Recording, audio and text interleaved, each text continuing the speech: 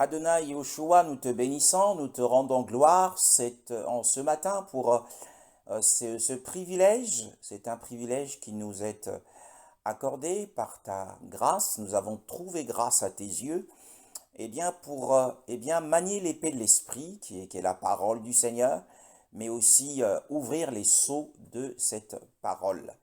Nous ne sommes pas dignes, nous n'en sommes pas capables, nous n'avons pas les capacités, les qualifications, mais sauf que ta grâce est merveilleuse, elle qualifie les personnes qui ne le sont pas d'ordinaire, des personnes sans instruction, comme nous, Seigneur, des vases vils. Oui, Seigneur, tu te sers de ces vases-là pour transmettre à ton peuple tes intentions, ta pensée, et tes desseins et tes plans. Béni sois-tu pour ta grâce et pour l'esprit de révélation en Yahushua en ce matin. Amen. Alors, nous poursuivons, bien-aimés dans le Seigneur, notre enseignement ce matin dans le livre de l'Apocalypse au chapitre 10.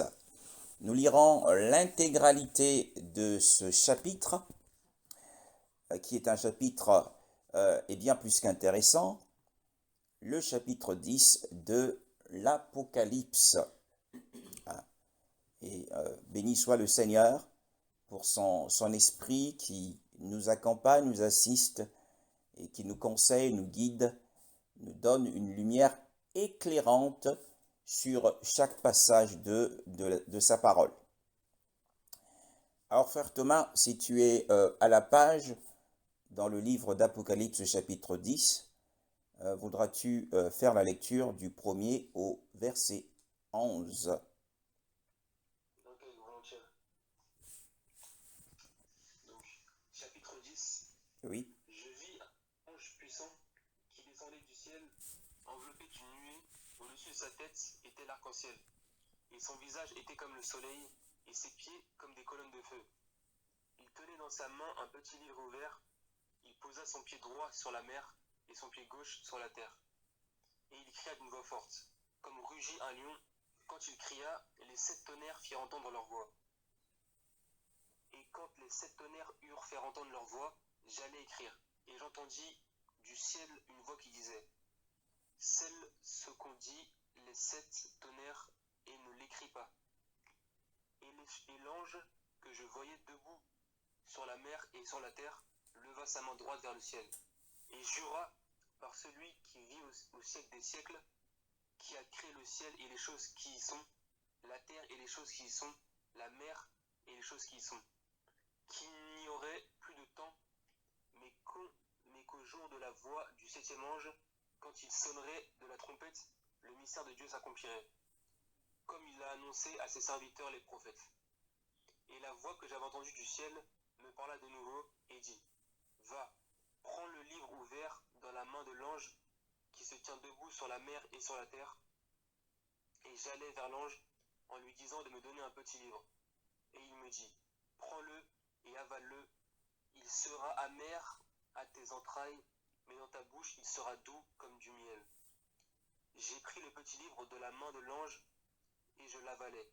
Il fut dans ma bouche doux comme du miel, mais quand je l'eus avalé, mes entrailles furent remplies d'amertume.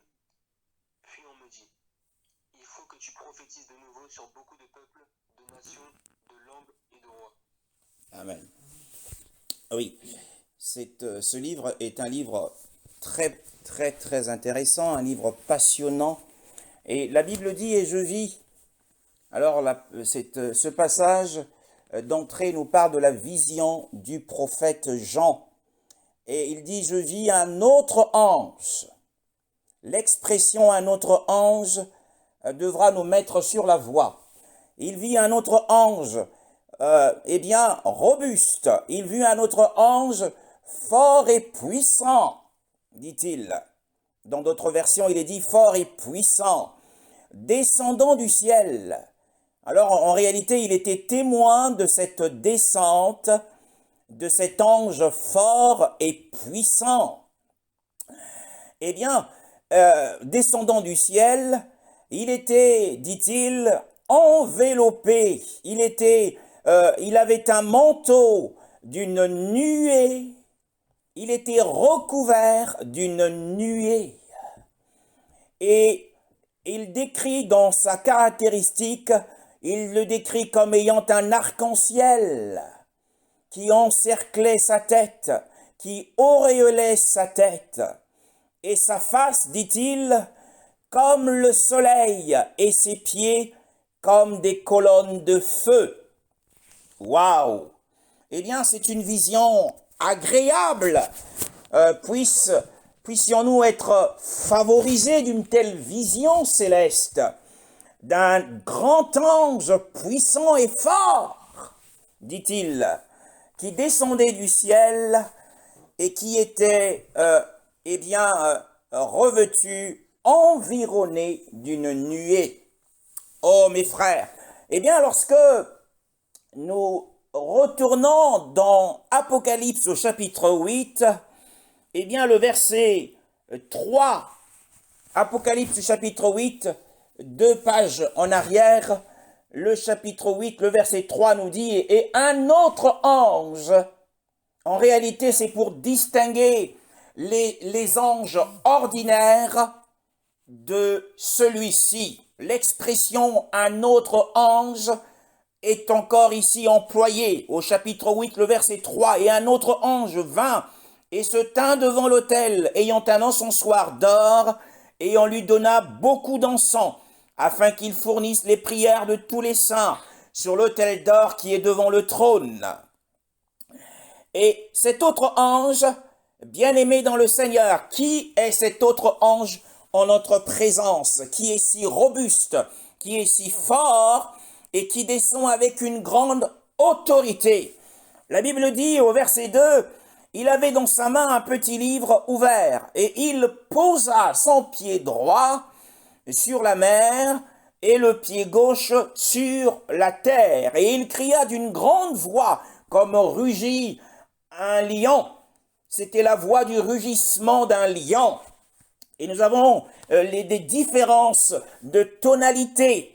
Au tout début de ce livre, lorsque le prophète Jean a été surpris, il a été surpris par une voix métallique. La Bible parle d'une voix comme le son d'une trompette. Et la voix l'avait tellement surpris que, en se retournant, la Bible dit qu'il tomba, après avoir fait la description de celui qui l'a vu, eh bien qu'il tomba à ses pieds comme mort.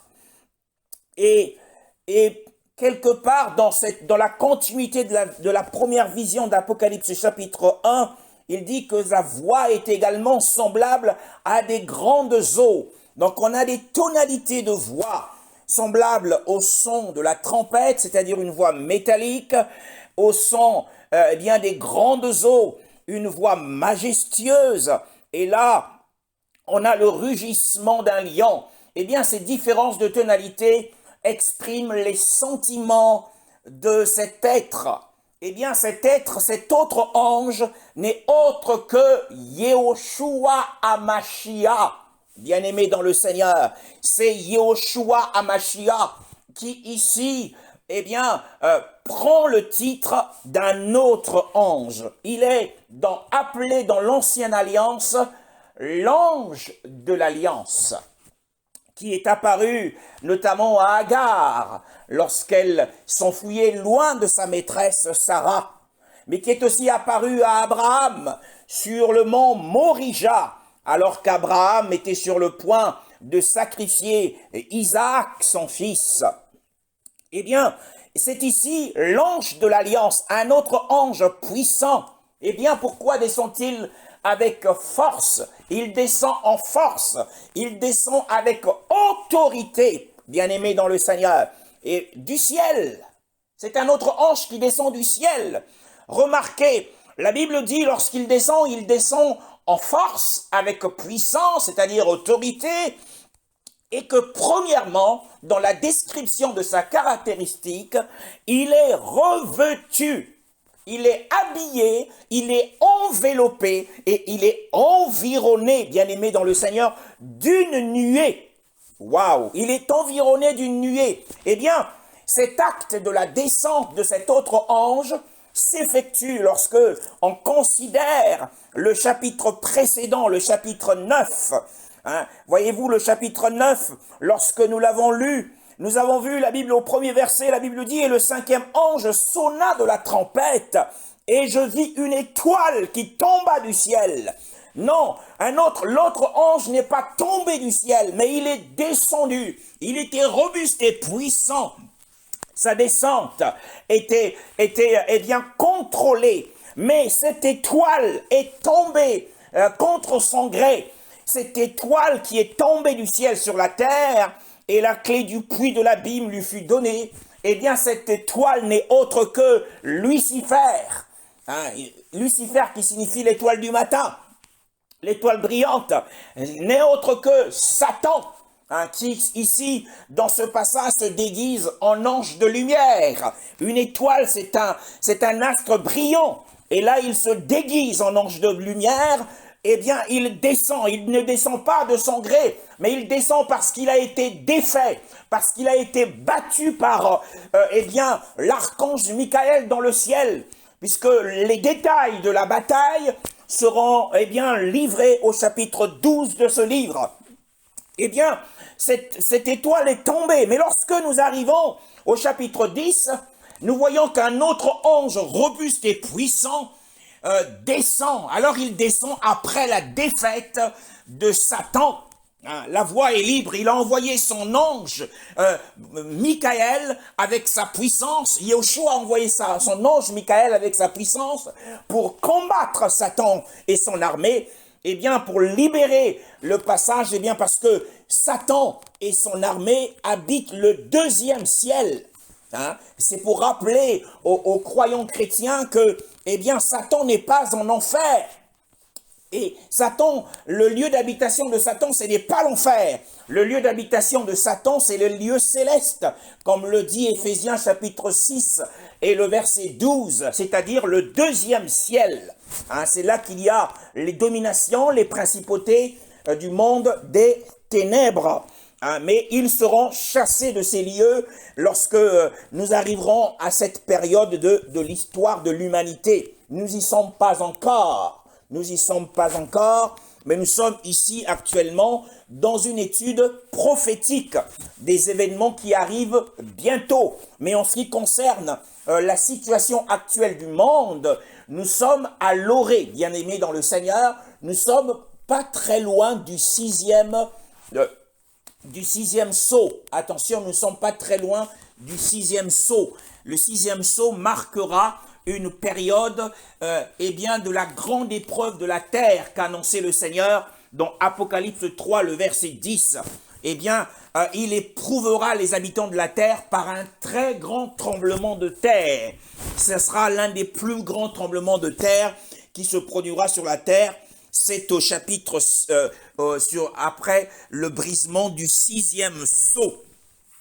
Et si nous revenons à notre passage ce matin, bien-aimés dans le Seigneur, nous voyons qu'un autre ange, qui n'est autre que Yahushua, bien-aimé, il est enveloppé, il est habillé, il a un manteau, et ce manteau, c'est une nuée. Ah, waouh! Eh bien, mais il y a aussi un autre antagonisme. Il y a un autre antagonisme dans le chapitre 9. Eh bien, le chapitre 9 nous parle de quelque chose d'important, toujours après la chute de l'étoile, après la coulée vers le bas de Satan. Hein, que dit la parole du Seigneur? Hein, frère Thomas, tu vas le lire. La parole de Dieu nous dit, toujours au chapitre 8, le verset 11. Chapitre 8, verset 11. Oui. Le nom de cette étoile est absente. Le verset 11. Chapitre 9, pardon. Chapitre 9, le verset 11, excuse-moi. Chapitre 9, verset 11. Oui. Elles avaient sur elles comme roi l'ange de l'abîme. En hébreu, abandon. Et en grec, Apollyon. Apollyon. Alors, tu vas aussi me lire, s'il te plaît, eh bien le verset 2 à 3. Ça marche. Et elles ouvrirent le puits de l'abîme, et il monta du puits une fumée, comme la fumée d'une grande fournaise. Et le soleil et l'air furent obscurcis par la fumée du puits. De la fumée sortirent des sauterelles qui se répandirent sur la terre. Et il leur fut donné un pouvoir comme le pouvoir qu'ont les scorpions de la terre. Voilà. Donc nous voyons ici que lorsque Satan, parce que l'autorité du trône, c'est-à-dire celui qui est intronisé, Yahweh lui a donné la clé de Yahushua. La clé que Satan a au verset 1 pour ouvrir le puits de l'abîme, c'est la clé que détient Yahushua. Au chapitre 1, il dit que j'ai les clés de Hadès et de la mort. Ah, c'est Yahushua qui a les clés, mais il a provisoirement donné à Satan ces clés pour qu'il ouvre l'enfer, qu'il ouvre l'abîme, c'est le lieu des damnés. C'est là où vont tous ceux qui ont rejeté Yahushua et qui n'ont pas cru en l'évangile, hein, les incrédules de ce monde. C'est là qu'habitent les damnés, ceux qui attendent le jugement dernier. Ils sont en souffrance. Et les sauterelles qui sortent là, ce sont les tortionnaires, ce sont les bourreaux de l'enfer, c'est ceux qui tourmentent les damnés en enfer. Mais on voit que lorsque le puits, la porte du puits a été ouverte, la Bible nous parle d'une fumée. On nous parle d'un nuage de fumée noire qui a jailli, qui s'est échappé de l'abîme. Hein, c'est pour montrer qu'en réalité, bien-aimés dans le Seigneur, que dans ce lieu-là, c'est un lieu des flammes. Il y a une flamme féroce en ces lieux-là. Et c'est ce qui explique la présence de cette fumée noire. Hein, c'est pour dire que dans cette flamme, il y a le soufre et il y a le soufre et le feu. Hein, et ce sont des éléments de combustion qui favorisent la couleur de cette fumée. Hein, et donc nous voyons ici que ces sauterelles qui sont les tortionnaires de l'abîme sont sortis. Mais ils ont un roi. Le verset 11 qu'a lu le frère tout à l'heure, c'est qu'ils ont un roi. Et ce roi, c'est l'ange de l'abîme. Et l'ange de l'abîme est également sorti, enveloppé de ce nuage de fumée noire. Donc on voit qu'il y a un antagonisme. Cet ange de l'abîme n'est autre que l'antéchrist, celui qui nie le Père et qui nie aussi le Fils. L'antéchrist qui va apporter beaucoup de souffrance dans ce monde. Et l'antéchrist ça c'est la parousie de l'antéchrist. Donc lorsque nous faisons la comparaison entre le chapitre 9, le verset 11 qui nous parle de l'ange de l'abîme, qui sort vers le bas, qui vient du bas et qui veut monter vers le haut, qui monte vers le haut, il est enveloppé de la nuée de fumée noire. Et tandis que cet autre ange, qui n'est autre que Yahushua, hein, est revêtu d'une nuée, mais qui n'est pas la nuée noire, mais la nuée d'une blancheur éclatante qui vient du ciel, bien-aimé dans le Seigneur. Et nous revenons au chapitre 10. Et il a un arc-en-ciel qui auréole sa tête, qui entoure sa tête, qui encercle sa tête. Bien-aimé dans le Seigneur. Nous allons d'abord nous arrêter sur la question de la nuée. Hein, la question de la nuée. Que nous dit la parole du Seigneur au sujet de la nuée? Exode chapitre 14. Exode chapitre 14. Hein? Exode chapitre 14. 13. Exode chapitre 13, le verset 21 à 22. Exode chapitre 13, le verset 21 à 22. Sœur Carole? L'Éternel allait devant eux, le jour dans une colonne de nuée pour les guider sur leur chemin, et la nuit dans une colonne de feu pour les éclairer, afin qu'ils puissent marcher jour et nuit. La colonne de nuée ne se retirait pas de devant le peuple pendant le jour, ni la colonne de feu pendant la nuit. Voilà. Donc ici, la Bible nous dit que Yahweh marchait devant eux, c'est-à-dire les fils d'Israël, juste après leur sortie, après leur délivrance. Hein, ils n'ont pas encore traversé la mer, mais après leur délivrance de l'Égypte, hein, avant qu'ils n'arrivent à la mer Rouge. Yahweh marchait devant eux. le jour, il était dans une colonne de nuée. Yahweh était dans la colonne de nuée. Il était dans la nuée pour les conduire par le chemin. Et il était dans la nuit dans une colonne de feu pour être leur lumière afin qu'ils marchent jour et nuit. Il ne retira pas la colonne de nuée le jour, ni la colonne de feu la nuit, de devant le peuple. En fait, la nuée ici, la nuée de cet autre ange dont il est revêtu, c'est un mystère. Ça signifie le mystère. Mais c'est aussi le véhicule qui conduit la présence divine. C'est le véhicule. On voit ici que Yahweh était dans la colonne et qu'il marchait devant eux, comme s'il était dans une limousine. La nuée est un véhicule de la présence divine. Mais on voit que Yehoshua, on revient sur notre texte, bien-aimé dans le Seigneur, on voit que Yehoshua, Apocalypse chapitre 10, le verset 1, on voit que cet autre ange est aussi revêtu, c'est-à-dire qu'il est caché par une nuée. Il est dans la nuée. Il est dans la nuée. Alors il y a une nuance. C'est un mystère. S'il est dans la nuée, c'est pour qu'il ne soit pas vu. Regardons un autre passage qui est dans Matthieu chapitre 24, le verset 30. Matthieu chapitre 24, le verset 30. Matthieu chapitre 24, le verset 30. Frère Thomas, Alors paraîtra dans le ciel le signe du Fils de l'homme. Alors les tribus de la terre se frapperont la poitrine et verront le Fils de l'homme venir sur les nuées du ciel, avec puissance et grande gloire. Voilà. Donc, celui qui descendra du ciel, c'est le Fils de l'homme. Il descendra du ciel en tant que Fils de l'homme, pas en tant qu'un autre ange. Donc ici, il descend pour une mission spéciale.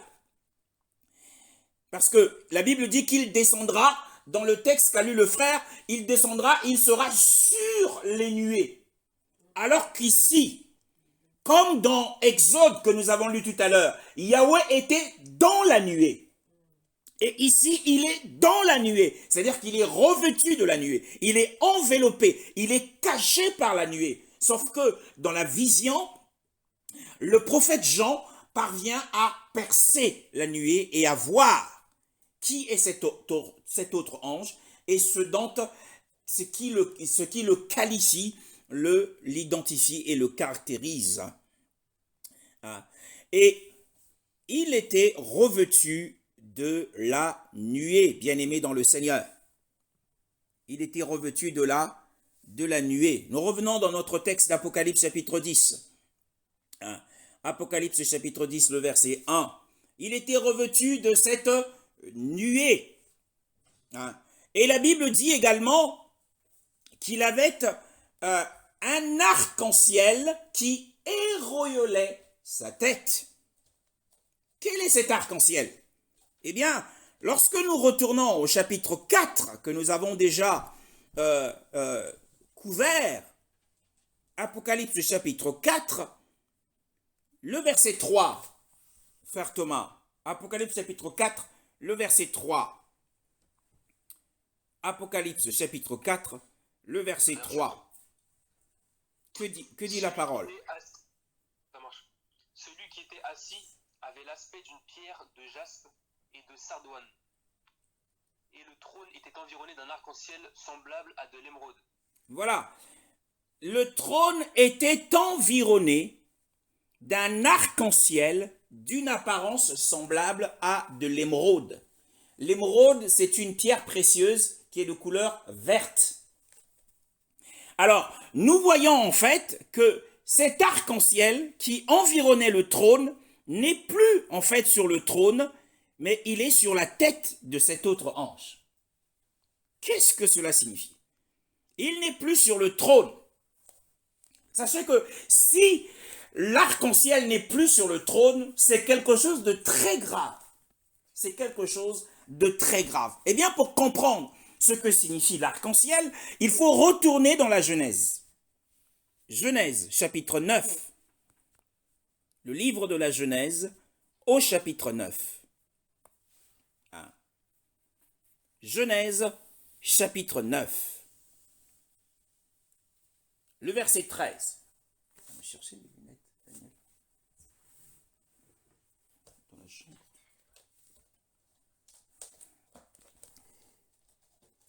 Frère Thomas, si tu as la page, ou sœur Carole? J'ai la page, mais... Oui, vas-y, mon frère. Chapitre 9, verset 13. Hein. Oui. Je mets mon arc au milieu des nuages pour qu'il soit le signe de l'alliance entre moi et la terre. Oui. Pour qu'il soit le signe, j'ai placé mon arc dans les nuages. Voyez-vous? J'ai placé mon arc dans les nuages et il devient le signe de l'alliance entre moi et la terre. Tu peux lire le verset 14, s'il te plaît? Lorsque je rassemblerai les nuages au-dessus de la terre et que l'arc apparaîtra au milieu des nuages, je me souviendrai de mon alliance qui est entre moi et vous et tous les êtres vivants. Les eaux ne se changeront plus en déluge pour détruire la terre, tout être de chair. Voilà. Donc, l'arc, ici, c'est le signe de l'alliance entre, Yahweh et la terre habitée. Entre Yahweh et la terre habitée. Si cette alliance n'est plus sur le trône, c'est-à-dire que la destruction est sur le point d'arriver sur la terre. La destruction est sur le point d'arriver sur la terre. Bien-aimé dans le Seigneur, la Bible dit, l'arc sera parmi les nuages, et je le regarderai pour me souvenir de l'alliance éternelle entre Elohim et toute âme vivante, parmi toute chair qui est sur la terre. Donc c'est l'arche, c'est l'arc de l'alliance, l'arc-en-ciel de l'alliance entre Yahweh et la terre. Donc, au chapitre 4 que nous avons lu tout à l'heure, l'arc-en-ciel environnait le trône. Donc, en fait, Yahweh se souvenait de cet arc-en-ciel malgré les péchés de la terre. Le nuage ici, dans ce passage de la Genèse, signifie en réalité une tempête ou une épreuve. Quand l'épreuve est sur le point d'arriver, le Seigneur fait apparaître l'arc dans la nuée pour, en fait, en réalité, ne pas détruire les hommes. Ce que nous voyons, par exemple, dans le livre d'Apocalypse, chapitre 20, nous allons d'une extrémité du livre à l'autre. Chapitre 20, Apocalypse chapitre 20.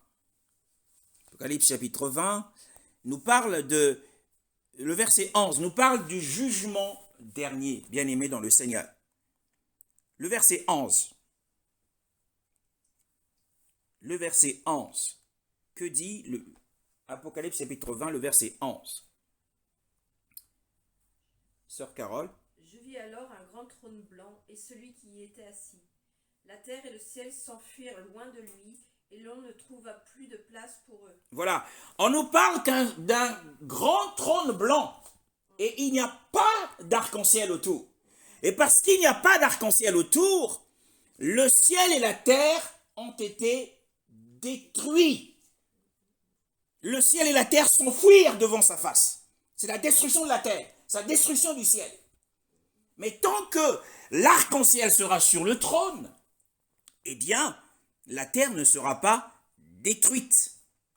Et vous aurez remarqué tout à l'heure, lorsque nous avons lu Apocalypse chapitre 9, le Seigneur a dit, j'ai placé, Elohim a dit, Yahweh, j'ai placé mon arc, c'est l'arc de Yahweh, j'ai placé mon arc dans les nuages. Voyez-vous? Et dans le livre d'Exode, chapitre 13 que nous avons lu, nous avons vu que Yahweh était dans la nuée. Hein? Au temps de la Genèse, il n'y avait que l'arc dans la nuée. Yahweh n'était pas dans la nuée. Mais au temps de l'Exode, Yahweh était dans la nuée, mais l'arc n'était pas dans la nuée. Et nous voyons dans Apocalypse chapitre 10, que nous sommes en train de lire, cet autre ange qui est revêtu de la nuée avait un arc-en-ciel qui environnait sa tête. Donc, par conséquent, cet arc-en-ciel était aussi dans la nuée.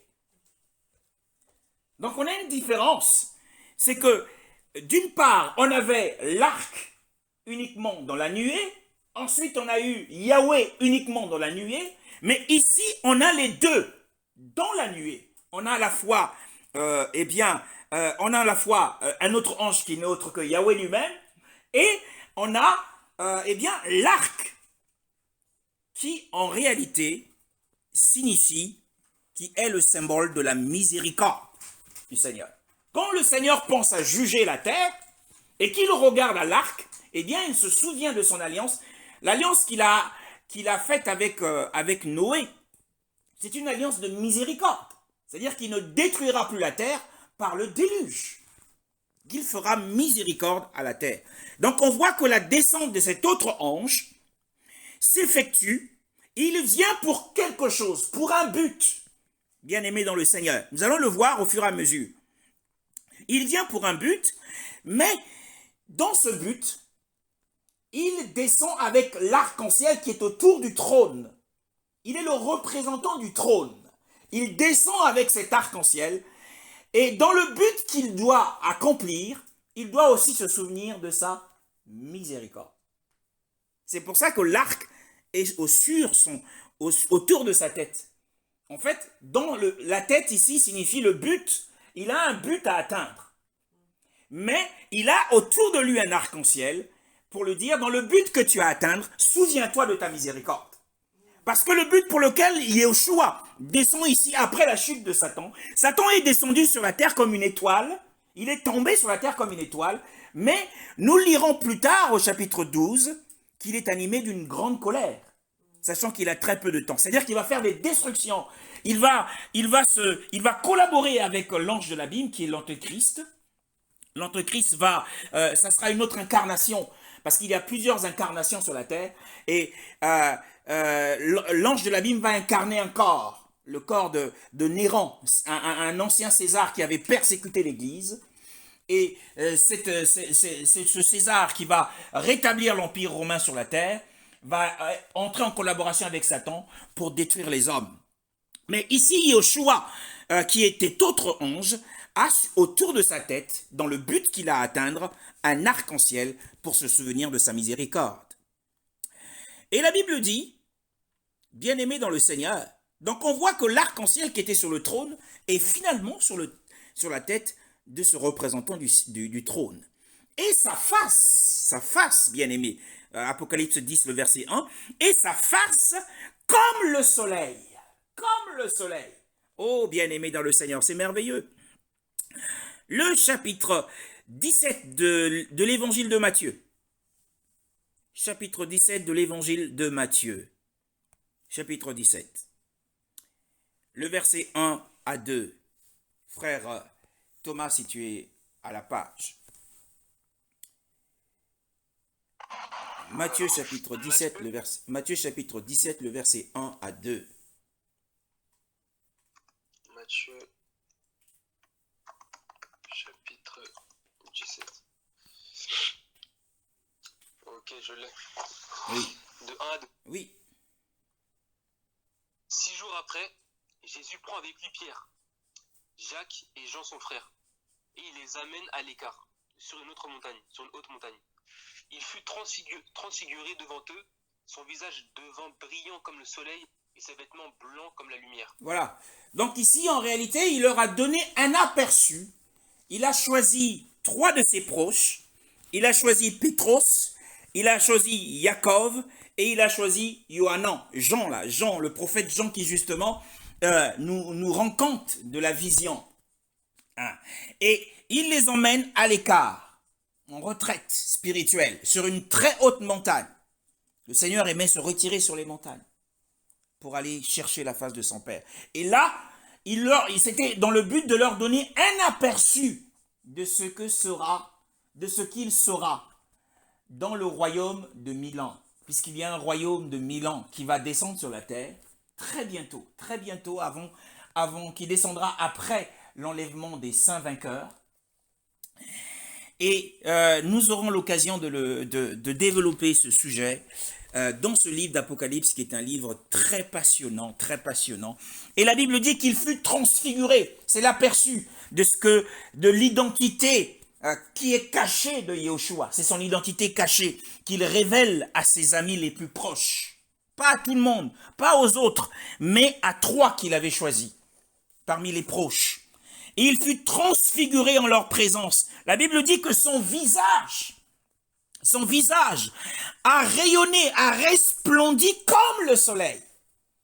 Lorsque nous voyons le soleil dans son éclat, si nous avons la capacité de pouvoir fixer le soleil, comme un aigle fixe le soleil, eh bien, comme le soleil, en fait, c'est un aperçu du royaume, de la miniature du royaume millénaire. C'est un aperçu miniature du royaume millénaire. Donc, on voit eh bien, que tous ces éléments d'épreuve, bien-aimés, tous ces éléments de preuve montrent que cet autre ange n'est autre que Yahushua. Nous revenons dans Apocalypse chapitre 10 et le verset 1, c'est notre passage de l'étude. Le passage à l'étude, c'est Apocalypse chapitre 10, eh bien, du 1er au 11e verset. Et sa face comme le soleil, bien-aimé. Mais tout cela est environné de la nuée. Nous avons vu que lorsque Yahushua reviendra, il ne reviendra pas comme un autre ange, mais il reviendra comme le Fils de l'homme, comme nous l'avons lu tout à l'heure dans Matthieu 24, verset 30. Mais il sera sur les nuées, pas dans la nuée. S'il est dans la nuée, eh bien c'est un mystère, c'est quelque chose de caché, qui n'est pas vu. Mais quand il sera sur la nuée, ça sera quelque chose de visible à tout le monde, puisque Apocalypse chapitre 1, on va le lire. Apocalypse chapitre 1 nous le dit également. Apocalypse chapitre 1, le verset 7. Apocalypse chapitre 1, le verset 7 nous parle de l'avènement du Seigneur. Apocalypse chapitre 7 nous parle de l'avènement du Seigneur. Verset 7. Sœur Carole. Le voici qui vient avec les nuées, tout œil le verra, même ceux qui l'ont transpercé, et toutes les familles de la terre pleureront amèrement sur lui. Amen. Dans Matthieu 24, verset 30, nous dit qu'il sera sur les nuées. Et ici, Apocalypse nous dit qu'il vient avec les nuées. Bien-aimés dans le Seigneur, ça sera les saints. Les nuées ici, ce sont les saints. Ce sont les saints vainqueurs. Quand ils descendront avec Yahushua, après avoir passé la fête de noces ensemble, ils descendront. Et tout œil le verra. Donc en fait, ça sera une apparition visible et publique. Même ceux qui l'ont percé et toutes les tribus de la terre se frapperont la poitrine de chagrin à cause de lui. Oui et amen. Donc nous revenons à notre texte, à l'étude de Apocalypse chapitre 10, le verset 1. Eh bien, comme le soleil et ses pieds étaient comme des colonnes de feu. Des colonnes de feu. Alors, on passe d'un aspect agréable du Seigneur à un aspect terrifiant du Seigneur. Il avait des pieds de feu. Il avait des pieds de feu. Mais l'aspect supérieur de son corps était très agréable. Mais là, on a des colonnes de feu. Bien-aimés, nous savons que le feu, dans la parole du Seigneur, symbolise le jugement. Le jugement. Et donc, le but pour lequel il vient, c'est pour le jugement. C'est l'un des premiers buts, le jugement. Donc, les colonnes de feu. Les colonnes, nous savons ce que signifient les colonnes. Les colonnes signifient la stabilité. Comme on le voit dans le livre de Galates, qui nous parle qui nous parle de Jacques, qui nous parle de Pierre, et qui nous parle de Jean, qui était considéré, Galates chapitre 2, le verset 9, Jacob et Képhas et Johanan, qui paraissaient être des colonnes ayant reconnu la grâce que j'avais reçue, eh bien, me donnèrent à moi et à Barnabas la main d'association afin que nous allions, nous vers les nations, eux vers la circoncision.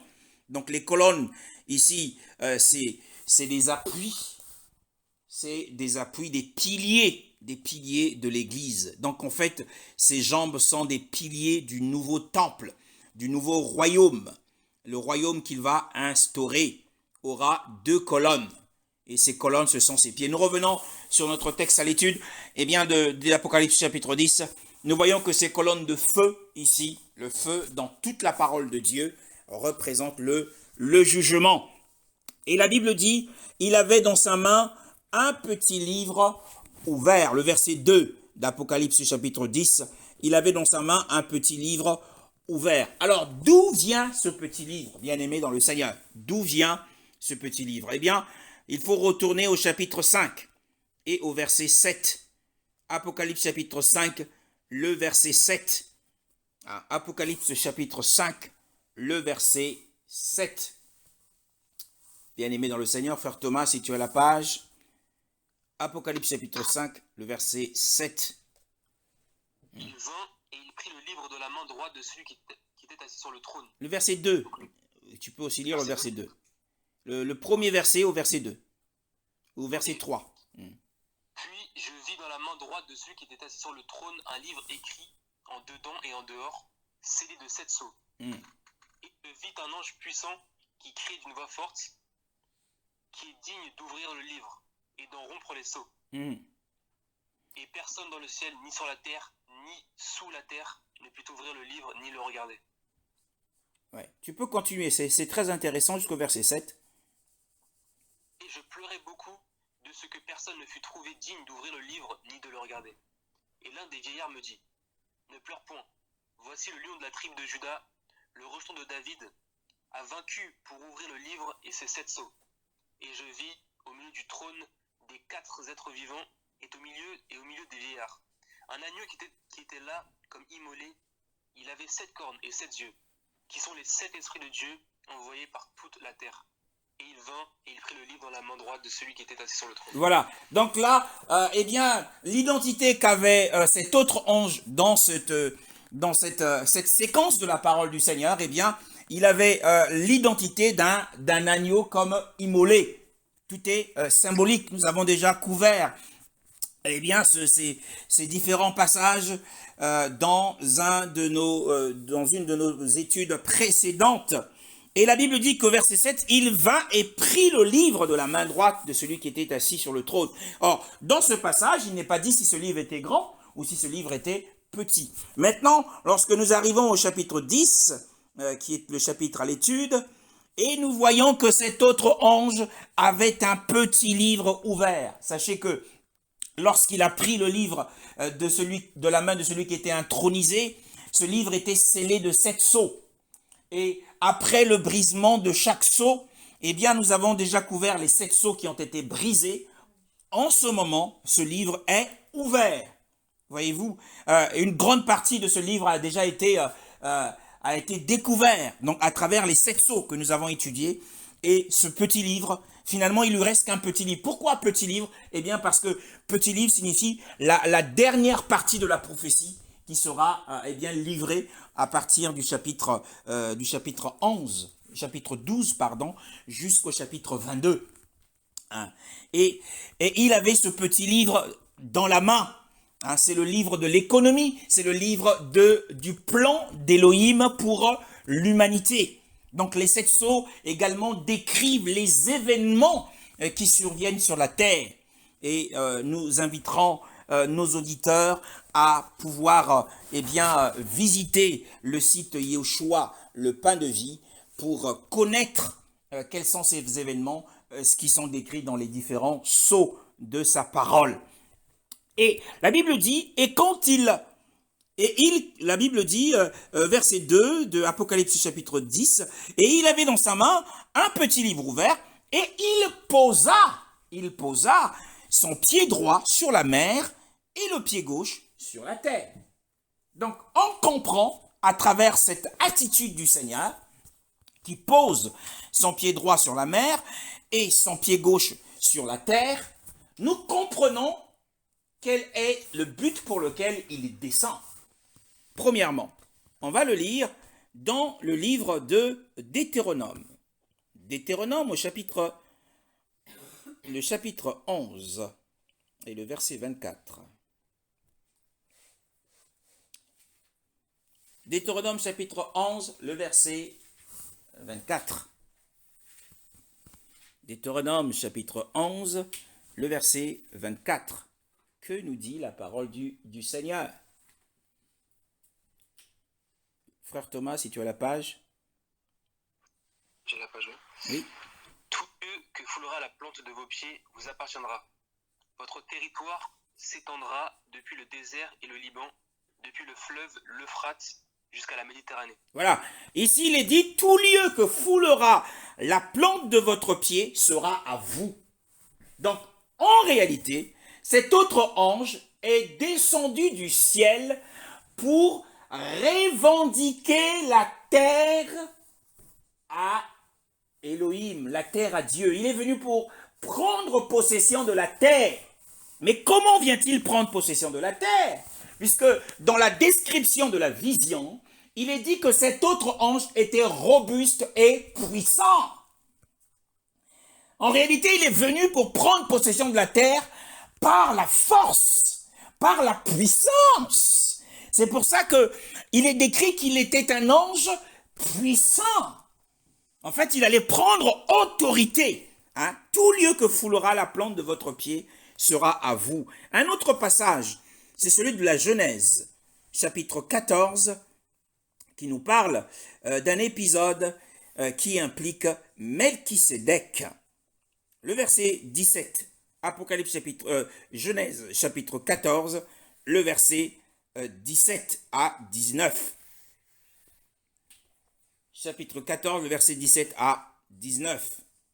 Que nous dit la parole du Seigneur? Sœur Carole.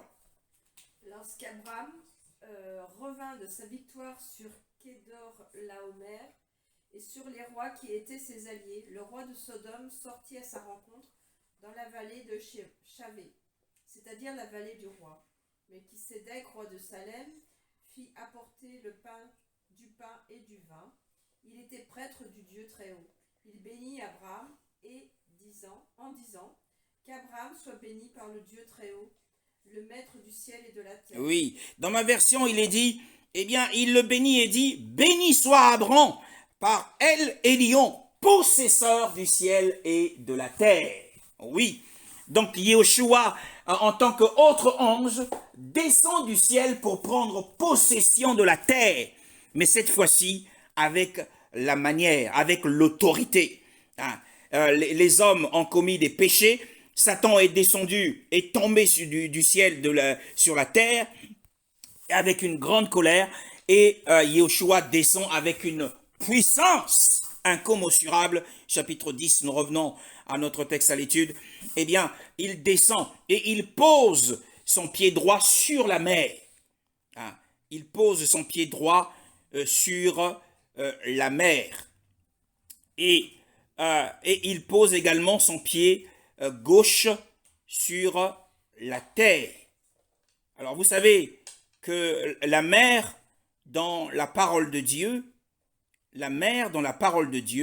représente les peuples, les nations et les tribus de la terre. Hein, bien-aimés dans le Seigneur. La mer, ici, c'est symbolique. Représente les peuples, les nations et les tribus de la terre. Et la terre, ici, dans Apocalypse, chapitre 10, représente Israël.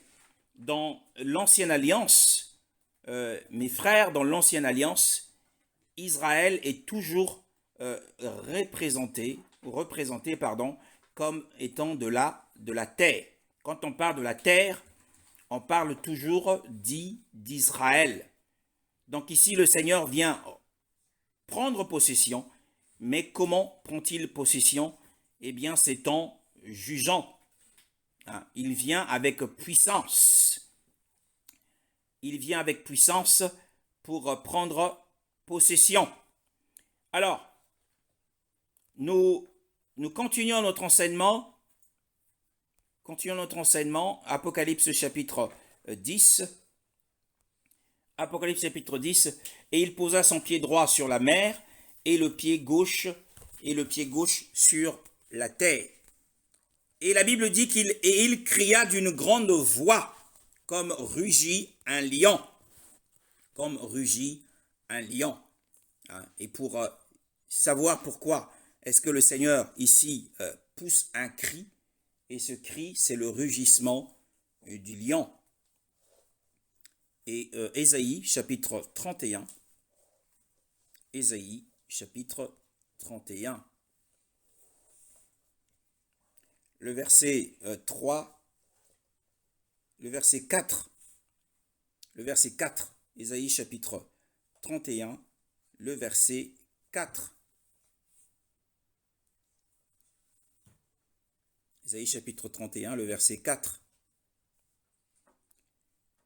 Et pour comprendre, par exemple, que Israël est identifié à la terre, si vous lisez Ézéchiel chapitre 38, vous comprendrez que Israël est souvent identifié comme étant de la terre. Ça, c'est un simple exemple. Et dans le livre d'Apocalypse également, il est dit que les eaux que tu as vues, ce sont les peuples, les nations et les tribus de la terre. Et donc nous lisons dans Ésaïe chapitre 31, le verset 4. Frère Thomas, si tu es à la page. Ok. Car le Seigneur m'a dit ceci. Quand rugit vers sa proie le lion, le jeune lion, et que la foule des bergers est appelée contre lui, il n'a pas peur de leurs cris, ne répond pas à leur tapage. Ainsi, le Seigneur de l'univers descendra pour combattre sur la montagne de Sion, sur sa colline. Voilà. Donc on voit que Yahweh rugit et ça exprime un sentiment. Comme nous l'avons dit que, les différentes tonalités de la voix de Yahweh expriment un certain sentiment, des sentiments différents.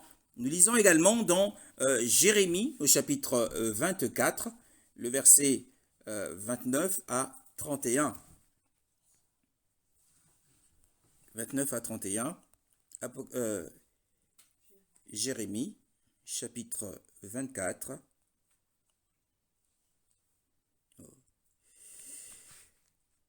Chapitre 25 au lieu de 24. Chapitre 25, le verset 30 à 31. 30 à 31. Sœur Carole. Quant à toi, tu leur transmettras toutes ces prophéties, et tu leur diras, l'Éternel rugit d'en haut, de son saint refuge, il fait retentir sa voix. Il rugit contre son domaine, il répond à tous les habitants de la terre d'un cri semblable à celui des hommes qui écrasent le raisin. Ce tapage se propage jusqu'aux extrémités de la terre, parce que l'Éternel est en conflit avec les nations. Il poursuit toute créature en justice, il livre les méchants à l'épée, déclare l'Éternel. Donc nous voyons que le rugissement de Yahweh comme un lion décrit sa colère. Il décrit sa colère. Amos chapitre 3, le verset 8. Amos chapitre 3, le verset 8.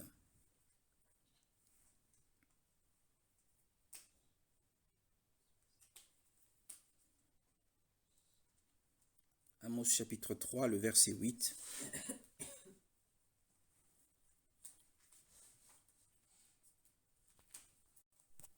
Quand le lion a rugi, qui peut échapper à la peur? Quand le Seigneur Dieu a parlé, qui refuserait d'être prophète? Voilà. Donc le lion qui rugit effraie. Et quand je lis par exemple le proverbe, dans Proverbe chapitre 20, le verset 2, la terreur du roi est comme le rugissement d'un jeune lion.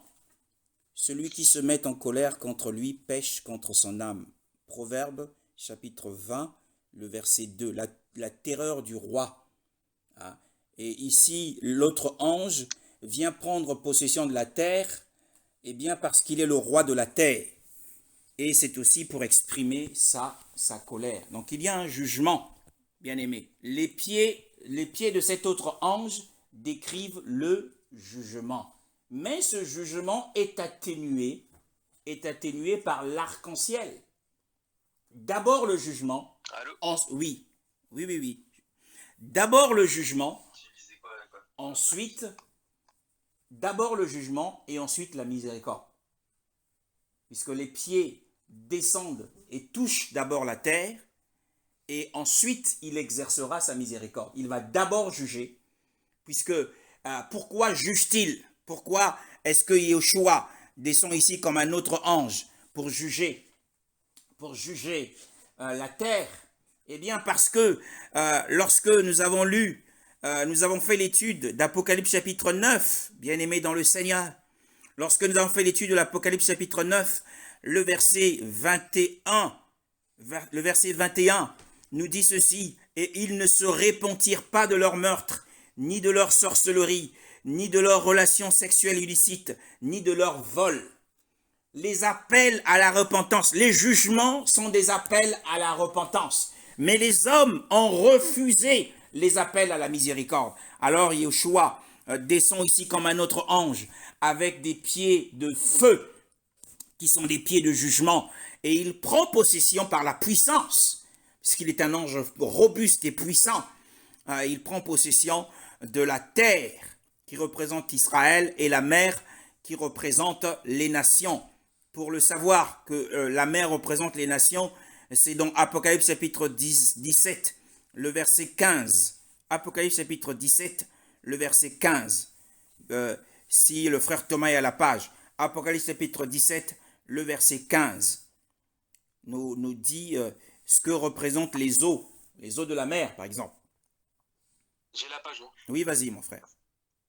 Et il me dit, les eaux que tu as vues, sur lesquelles la prostituée est assise, ce sont des peuples, des foules, des nations et des langues. Voilà. Donc, les eaux dans la parole représentent les nations. Donc, Yeshua vient pour réclamer, c'est une réclamation, c'est une revendication qu'il vient ici effectuer. Il vient réclamer les droits de Yahweh en tant que possesseur, comme l'avait dit Melchisédek, possesseur du ciel et de la terre, puisqu'il avait au départ laissé la terre aux fils des humains, mais les humains ont détruit la terre. Et à cause de ces péchés, le Seigneur vient pour réclamer la terre. Et on voit qu'il a crié d'une grande voix, et sa voix n'était pas semblable au son de la trompette, parce que le son de la trompette, c'est une voix qui fera appel, bien aimé, à la résurrection des saints. Mais ce n'est pas la voix au son de la trompette. Et ce n'est pas la voix des grandes eaux, la voix majestueuse. Mais c'est la voix du rugissement qui exprime la colère de Yahweh. Il est en colère. Et quand il cria, la Bible dit au verset 3 du chapitre 10, quand il cria, les 7 tonnerres firent entendre leur voix. Bon, je sais que dans certaines confessions, dans certains groupes, certains mouvements chrétiens, beaucoup ont cherché par une curiosité à savoir ce que disent les 7 tonnerres. Mais ici, il est dit, les 7 tonnerres firent entendre leur voix. Et quand les 7 tonnerres eurent fait entendre leur voix, j'allais écrire, et j'entendis une voix du ciel me disant, scelle les choses que les 7 tonnerres ont fait entendre, et ne les écris pas. Ne les écris pas.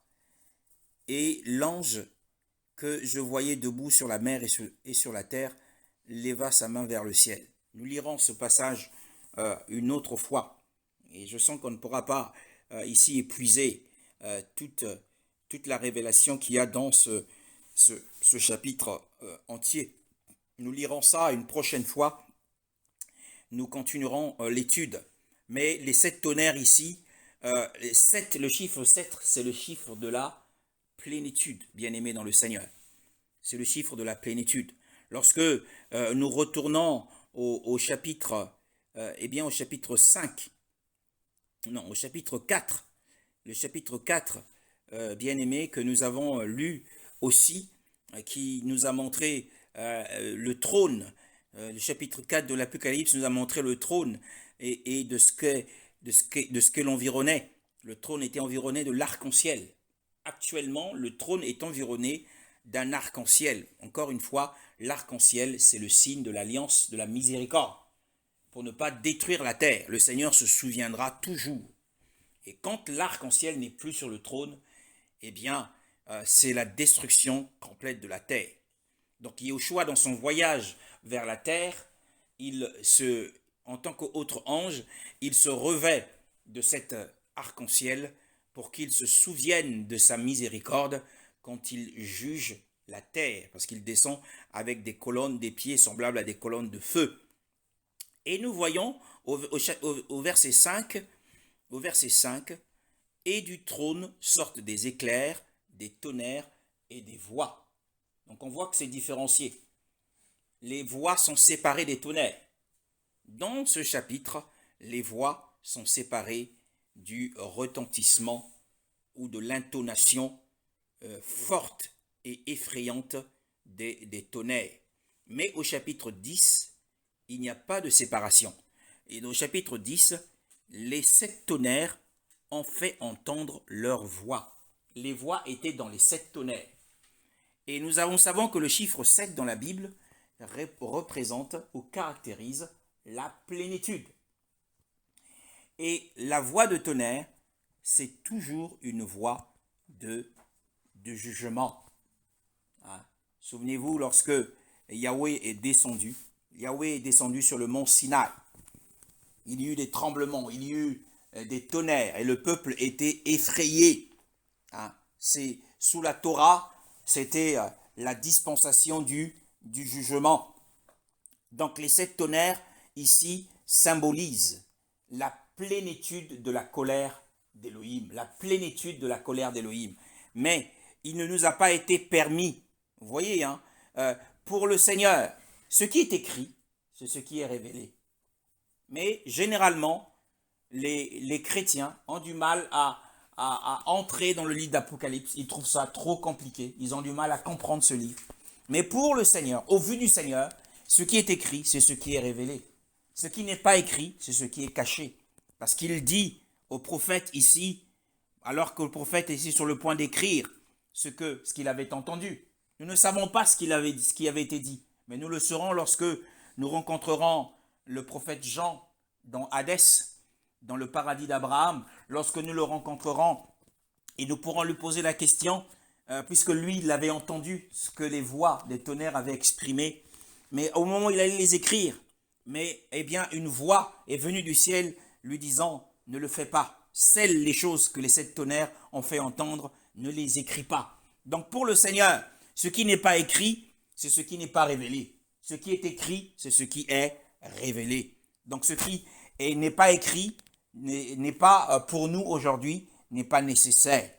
Donc n'allons pas puiser, n'allons pas chercher et n'allons pas nous dire que nous avons trouvé les voies, nous savons ce que disent les 7 tonnerres.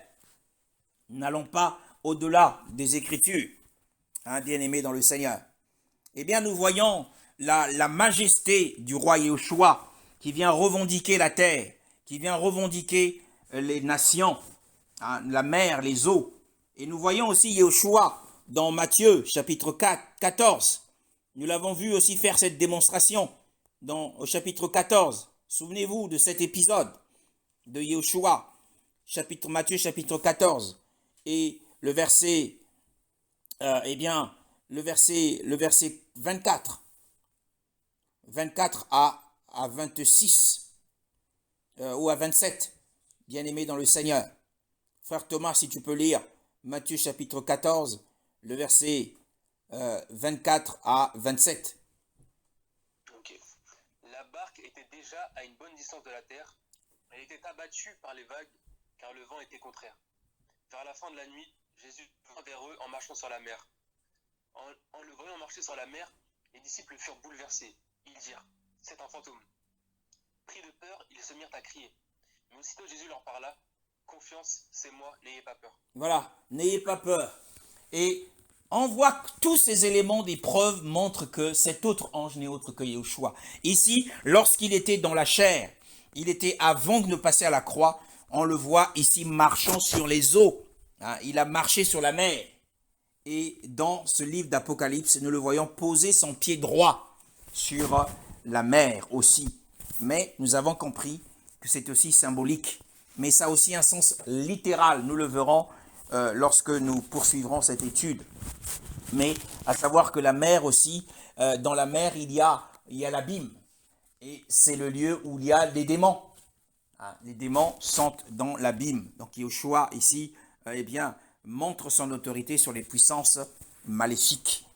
Donc nous bénissons le Seigneur pour sa parole en ce matin et pour l'édification qu'il nous donne de cette écriture passionnante.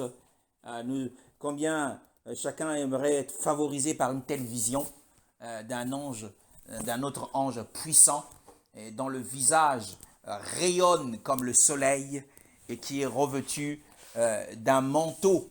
Et ce manteau n'est autre que la nuée. Bien-aimé, la nuée qui est un mystère. La nuée qui symbolise à la fois le véhicule de la présence divine, mais qui aussi symbolise la tempête. Parce que quand il y a la nuée, s'il n'y a pas l'arc, eh bien c'est le jugement. Ça symbolise le vent. Hein.